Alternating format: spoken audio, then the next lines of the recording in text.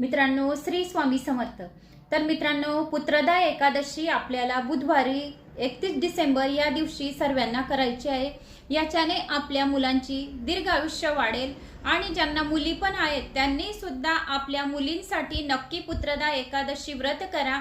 या दिवशी भगवान विष्णूच्या शंखामध्ये जल भरून अभिषेक करा आणि ओम नमो भगवते वासुदेवाय नमः या मंत्राचा जप करा। शालिनी भक्ती सागरवर तुलसीचे महात्म्य, जन्माची कथा आणि शंखचूडाशी कसे लग्न झाले आणि कित्येक युगापर्यंत अर्धा अंश शंखचूडाबरोबर राहिले आणि विष्णू भगवान शालिग्राम का बनले, संपूर्ण माहिती 31 डिसेंबर या दिवशी तुलसीचे महात्म्याची संपूर्ण देवी भागवत पुराणातील ही कथा येणार आहे। तर सर्वांनी शालिनी भक्ती सागर या चॅनलला सबस्क्राइब करून घ्या। देवी भागवत पुराण शालिनी भक्ती सागरवर सुरू आहे।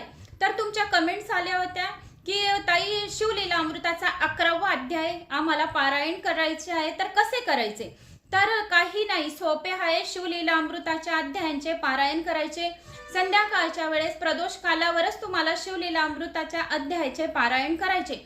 तर संध्याकाळी तामणामध्ये शिवलिंग घेऊन घ्यायची, अभिषेक करायचा, अष्टगंध, तांदूळ यथाशक्ती जे असेल ते पूजा करून देवघरामध्ये शिवलिंग ठेवून घ्यायची। पार्थिव करायचे असेल तर पार्थिव करा, हातच्या साथ तिचं लगेच विसर्जन करावं आणि संकल्प करायचा। त्याच्या अगोदर बसण्याच्या अगोदर संकल्प करा, हातात पाणी घ्या। तुम्ही कोणत्या कार्यासाठी तो संकल्प केला आहे असा संकल्प करा आणि मग भगवान शिवाचा अभिषेक करा आणि शिवलीला अमृताचा अध्याय 11वा शालिनी भक्ती सागरवर 14 लाखात गेलेला आहे। तर त्या अध्यायाचं तुम्ही दररोज पाणी प्यायला द्या आणि पारायण सुद्धा करू शकता। तर संपूर्ण माहिती ते सुद्धा मी शालिनी भक्ती सागरवर दिलेली आहे। शिवलीला अमृताचा 11वा अध्याय 14 लाखात गेलेला आहे, तर तो अध्यायामध्ये संपूर्ण माहिती पण दिली आहे। तर अशा पद्धतीने तुम्ही शिवलीला अमृताच्या अध्यायाचं पारायण करू शकता।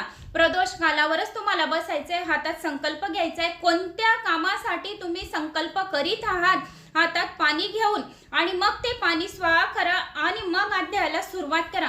अशा प्रकारे तुमच्या मनातल्या इच्छा सर्व लवकरात लवकर पूर्ण होतील एवढी 100% गॅरंटी। एका जणाची कमेंट आली होती की ताई माझ्या सासूची तब्येत खूप खराब राहते, तर प्रार्थना करा।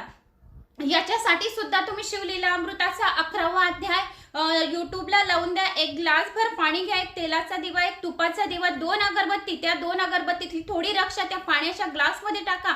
अध्याय 11वा संपल्यानंतर ते पाणी आजारी व्यक्तीला प्यायला द्या।